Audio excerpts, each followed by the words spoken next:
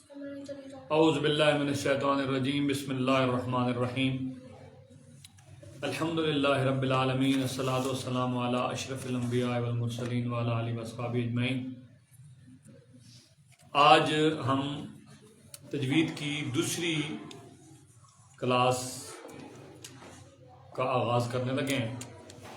اس دن ہم پہنچے تھے کہ لحن جلی، چونکہ لحن جلی تب سمجھ آئے گی جب کچھ چیزیں آپ کے سامنے آ جائیں گی اور آپ کے علم میں آ جائیں گی، تو اسی کو سمجھانے کے لیے ہم نے ویڈیو کی شروع میں آپ کو وائٹ بورڈ کا ویو دکھایا ہے، جس میں وہ ساری چیزیں مینشن ہیں۔ اب آپ نے یہ سننے کے بعد ان چیزوں کو غور سے دیکھنا ہے تاکہ آپ کو پہچان ہو سکے۔ تجوید کی زبان میں جن کو ہم زبر زیر پیش کہتے ہیں، ان کے اور نام ہیں۔ تو سب سے پہلے میں آپ کو ان کے نام بتا دیتا ہوں تاکہ آپ تجوید کی کلاس میں اب یہ نام استعمال کریں گے۔ تجوید کی کلاس میں اب زبر زیر پیش، شد، مد اور جزم یہ اب استعمال نہیں ہوں گے، بلکہ اس کلاس میں اب ہم وہ نام یوز کریں گے جو اب میں آپ کو بتانے لگا ہوں۔ تو زبر کو فتح کہتے ہیں، زیر کو کسرہ کہتے ہیں، پیش کو ضمہ کہتے ہیں، جزم کو سکون کہتے ہیں، اور کھڑی زبر کو فتح اشبائی، کھڑی زیر کو کسرہ اشبائی اور الٹی پیش کو ضمہ اشبائی کہتے ہیں۔ اور شد کو تشدید کہتے ہیں۔ زبر زیر پیش کو حرکت کہتے ہیں، اور اب ان چیزوں کو آپ نے سمجھنا ہے۔ یہ جو نام میں نے بتایا یہ سب یاد کر لینے آپ نے۔ فتح، کسرہ، ضمہ، تشدید، سکون اور فتح اشبائی، کسرہ اشبائی اور ضمہ اشبائی۔ اب جس کے اوپر حرکت ہوگی اسے متحرک کہیں گے، جس کے اوپر سکون ہوگا اس کو ساکن کہیں گے، جس کے اوپر حرکت ہوگی اسے متحرک، جس کے اوپر سکون ہوگا اس کو ساکن، جس کے اوپر تشدید ہوگی اس کو مشدد، جس کے اوپر تنوین ہوگی، وہ میں پہلے بتانا بھول گیا، دو زبر، دو زیر، دو پیش کو تنوین کہتے ہیں۔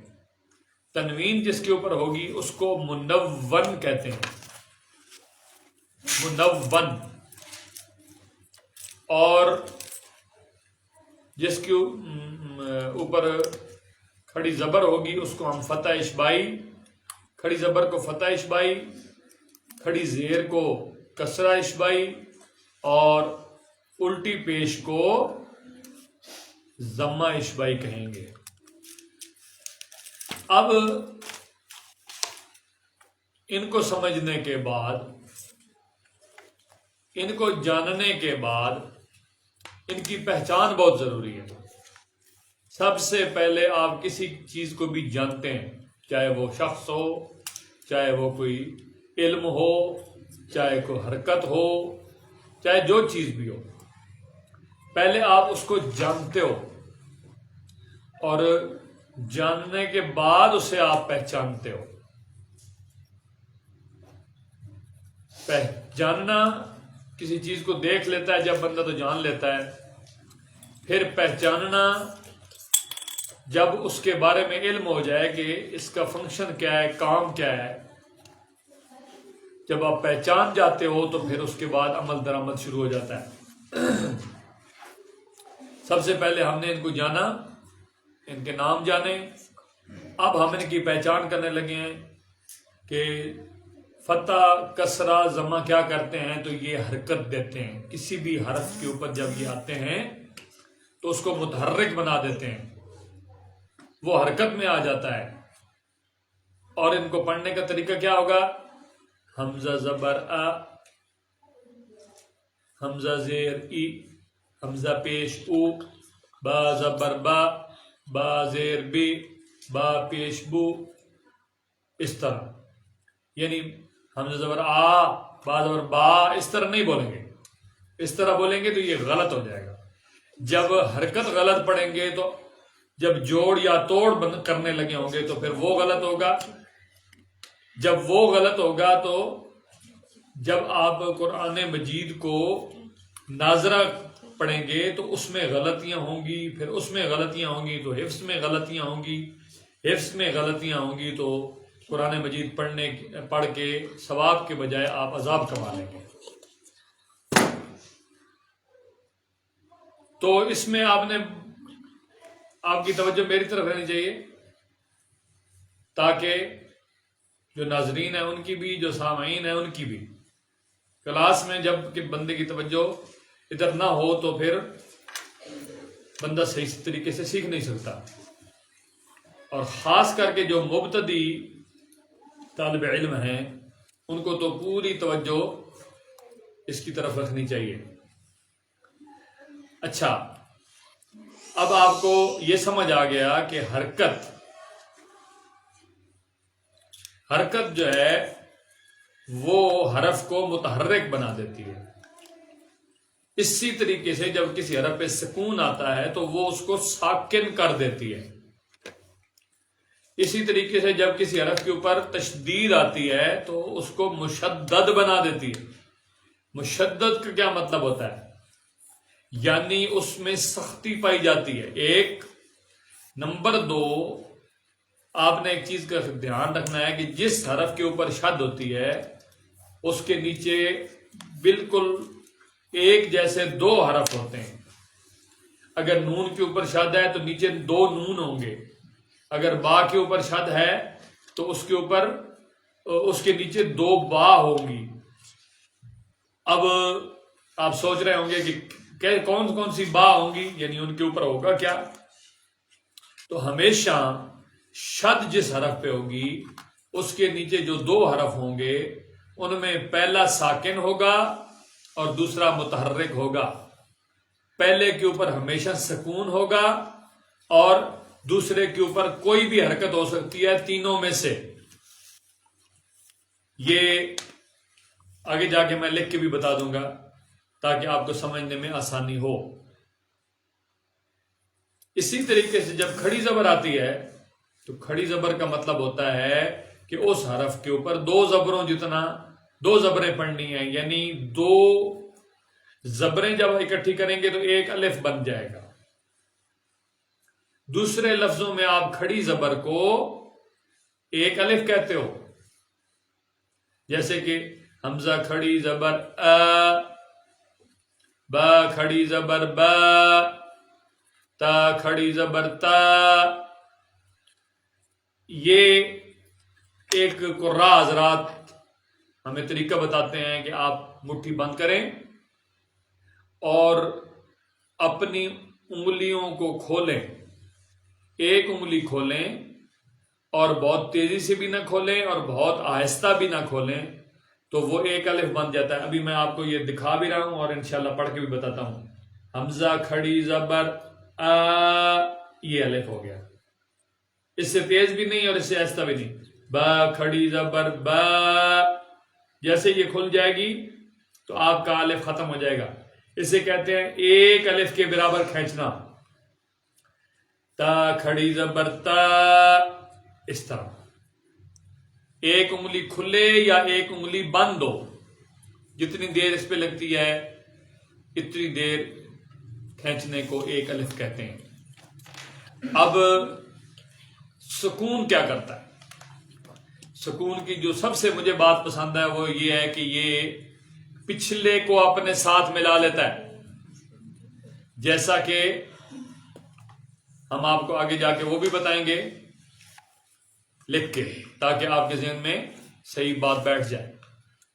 تو آج کا سبق یہ ہوا کہ زبر زیر پیش کو حرکت کہتے ہیں، جزم کو سکون کہتے ہیں، شد کو تشدید کہتے ہیں، کھڑی زبر کو فتح اشبائی، کھڑی زیر کو کسرہ اشبائی، الٹی پیش کو ضمہ اشبائی، اور دو زبر دو زیر دو پیش کو تنوین کہتے ہیں۔ اس تنوین کا نام نون تنوین بھی ہے۔ یہ وہ نون ہوتا ہے جو لکھا نہیں جاتا لیکن پڑھا جاتا ہے، جیسے کہ حمزہ دو زبر ان، نون کی آواز آئی ہے نا، تو یہ جو آواز آئی ہے اس کا مطلب یہ ہے کہ یہاں نون موجود ہے۔ اب آخر میں آپ کو شد اور جزم والا لکھ کے بتا دیتا ہوں تاکہ آپ کو سمجھنے میں آسانی ہو۔ میں ابھی وائٹ بورڈ پہ لکھوں گا تو یہ کیمرہ بالکل ادھر آپ کو دکھائے گا کہ کیسے سکون اپنے پچھلے کو ساتھ ملا لیتا ہے اور مشدد کے نیچے کیسے دو حرف ہوتے ہیں۔ تو انشاءاللہ تعالی ابھی ہم آپ کو لکھ کے بتاتے ہیں۔ یہ یہاں میں لکھنے لگا ہوں شد، با، اس کے اوپر شد ہے۔ اس کا مطلب کیا ہے کہ اس کے نیچے دو با ہے۔ پہلی با ہمیشہ سکون والی اور دوسری حرکت والی۔ اس کے اوپر ابھی میں نے فتح لگایا، اس کے نیچے کسرہ بھی لگ سکتا ہے اور اس کے اوپر ضمہ بھی لگ سکتا ہے۔ اب اس کے شروع میں ہم حمزہ لگائیں گے اور حمزہ کے اوپر فتح لگائیں گے۔ اب اس کے شروع میں بھی ہم حمزہ لگائیں گے، تو اب یہ اس کو پڑھیں گے اب با۔ اگر اس کو ہم یہ پڑھیں گے ابا تو یہ غلط ہو جائے گا۔ اب با، یہ دونوں کو پڑھنا ہے۔ اب بالکل میں نے مٹا دیا، اب صرف ہم زبر پڑھ رہے ہیں۔ زبر کو فتح کہتے ہیں، تو اب با، اب با، یہ ذہن میں رکھنا ہے۔ ابھی جس حرف کے اوپر شد ہوگی وہ حرف دو دفعہ پڑھا جائے گا، کیونکہ ہوتا ہی دو دفعہ ہے۔ وہ ایک اور لکھ دیتے ہیں یہاں پہ، اس کے نیچے اب میں نے کسرہ لگایا۔ ابھی دیکھنا اس کے نیچے اصل میں کس طرح ہے،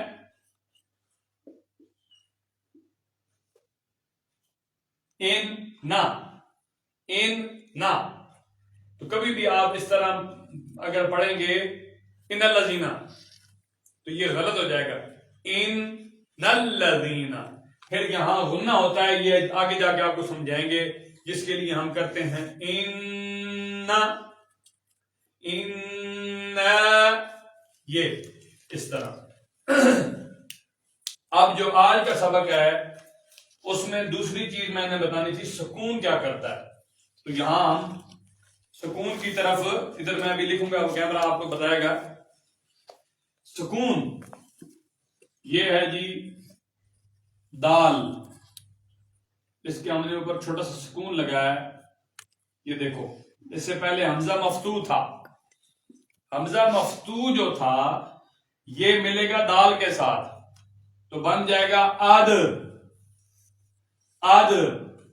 اب یہ حمزہ اس کے ساتھ مل گیا تو سکون اس لیے مجھے پسند ہے کیونکہ یہ پچھلے کو ساتھ ملا لیتا ہے۔ آپ نے بھی اپنی زندگی میں اگر آپ سے کوئی پیچھے ہے تو اس کو پیچھے چھوڑ کے نہیں بھاگنا، بلکہ اچھا بندہ وہ ہوتا ہے جو پچھلے کو ساتھ ملا لیتا ہے۔ تو یہ سکون کا آپ کو سمجھ آ گیا۔ جب آپ بچوں کو اس طرح سمجھائیں گے، یہ بھی میں ادھر کیمرہ فتح کی طرف لاؤں گا، یہ دیکھیں فتح، اس کو پڑھنے کا طریقہ آپ کو آنا چاہیے۔ حمزہ زبر آ، با زبر با، تا زبر تا، اس سے زیادہ لمبا نہیں کریں گے۔ جب آپ بچے کو اس طرح پڑھانا شروع کریں گے، ہمارے معاشرے میں خرابی یہ ہے کہ وہ اس طرح پڑھاتے ہیں، حمزہ زبر آ، با زبر با، اس طرح، تو وہ بچوں کو لمبا پڑھنا آ جاتا ہے اور وہ غلط ہو جاتا ہے۔ حمزہ زیر ای، با زیر بی، حمزہ پیش او، با پیش بو، اس کو کئی لوگ او پڑھ دیتے ہیں بہت لمبا، مجہول کر کے اس کو نہیں پڑھنا، یہ آپ نے ذہن میں رکھنا ہے۔ اب ایک چھوٹی سی چیز اور میں اس میں ایڈ کرنا چاہ رہا ہوں کہ یہ تو ہے فتح، تو جس کے اوپر فتح ہوگا وہ کیا ہوگا؟ اب ہم اس وائٹ بورڈ پہ جو لکھا ہوا ہے اس کو مٹانے کے بجائے اس کو ادھر سے استعمال کر لیتے ہیں تھوڑی سی جگہ کو۔ یہ جو با ہے، با کے اوپر فتح ہے، تو اب آپ سے کوئی پوچھے کہ یہ با کیا ہے تو آپ بتاؤ گے کہ با مفتوح ہے، با مفتوح۔ مفتوح کا مطلب ہوتا ہے فتح والی۔ اسی طریقے سے با کے نیچے کسرہ اگر ہوگا تو آپ بولیں گے با مکسور ہے۔ اسی طریقے سے با کے اوپر ضمہ ہوگا تو یہ با مضموم ہو جائے گا، ٹھیک ہے۔ اب اگر کہیں آپ کو بات کرنی پڑے، کوئی پوچھے کہ یہ با کون سی ہے تو آپ بتائیں گے یہ با ساکن ہے کیونکہ اس کے اوپر سکون ہے۔ یہ با کون سی ہے؟ یہ متحرک ہے، اس پہ کون سی حرکت ہے بھائی؟ یہ با مفتوح ہے۔ اب ایک با ہے، اس کے دو نام بن جائیں گے، ایک متحرک اور دوسرا مفتوح۔ یہ ایک با ہے اور اس کے نیچے کسرہ ہے تو اس کے دو بن جائیں گے، ایک متحرک اور دوسری مکسور۔ متحرک حرکت کی وجہ سے اور مکسور کسرے کی وجہ سے۔ یہاں با دو قسم کی ہے، بن گئی ہے با مضموم اور با متحرک۔ جب بھی کسی کے اوپر حرکت ہوگی حرف کے اوپر تو وہ حرکت میں رہے گا، جب اس کے اوپر سکون آئے گا تو وہ ساکن ہو جائے گا، اور جب اس کے اوپر تشدید آئے گی تو اس میں دو حرف پڑے جائیں گے۔ ابھی میں آپ کو حروف تہجی پڑھنا سکھا دیتا ہوں، یہ آپ نے اچھے طریقے سے سیکھ لینے ہیں۔ میں ایک دفعہ پڑھ لوں گا، اس کو سن کے، جو خاص کر کے سامعین ہیں وہ سن کے اسی طرح پڑھنے کی کوشش کریں گے تو انشاءاللہ تعالی اس کا بہت زیادہ فائدہ ہوگا۔ الف با تا سا، سا میں زبان باہر نکالیں گے اور اوپر والے دان اس کے اوپر نہیں لگنے دیں گے تاکہ آواز اندر رکے نہیں۔ آواز رکے تو یہ پیدا ہو جاتی ہے سیٹی، اور سیٹی نہیں پیدا کرنی۔ سا سا، یہ زبان باہر نکالتے وقت شرمانا نہیں ہے، آگے جا کے آپ عادی ہو جائیں گے انشاءاللہ تعالی۔ ہا جیم ہا، تھوڑا سا منہ کھلا رہے گا، ہا ہا، اور اس کے بعد نقطے والی خا دال۔ اور جب یہ حروف آپ ادا کر رہے ہو تو اپنے گردن کو اور اپنے چہرے کو نہیں ہلانا، خا اس طرح نہیں کرنا کیونکہ یہ گردن یہ گلے سے نکلتی ہے۔ خا دال باریک کر کے، زال، زال میں بھی زبان باہر آئے گی اور دانت اوپر نہیں لگیں گے۔ زال را زا، اس میں سیٹی ہوگی تھوڑی سی، زا سین شین، شین پورے منہ میں پھیل جائے گا۔ صاد صاد ضاد طا۔ اب یہ پیچھے ہم جائیں گے نا تا پہ تو آپ کو طا کا اچھا سمجھ آئے گا۔ تا طا تا طا۔ اب جو میں حرف پڑھنے لگا ہوں اس کو کہتے ہیں وا، اس میں بھی زبان باہر آتی ہے، دانت اوپر نہیں لگتے۔ اب یہ میں تینوں حروف جن میں زبان باہر نکالنی پڑتی ہے اور دانت اوپر والے دانت ثنایا اولیہ نہیں لگنے دیتے وہ پڑھوں گا تاکہ آپ کو ان میں فرق سمجھ آ جائے۔ تا ذل اور وا، وا طا کے بعد وا، وا کو پر کر کے یعنی موٹا کر کے پڑھنا ہے، ذل کو باریک کر کے پڑھنا ہے۔ اب تیسری اس میں ایڈ کرنے لگا ہوں زا، اب تاکہ یہ کبھی بھی مکس نہ ہو۔ ان الذین آپ نہ پڑھیں، ان الذین آمنوا والذین ہادوا، اس طرح یہ جب آپ سمجھ لیں گے تو پھر انشاءاللہ اللہ نے جلی آپ کو بہت اچھے طریقے سے سمجھ آئے گی۔ اس کے بعد عین، عین غین، فا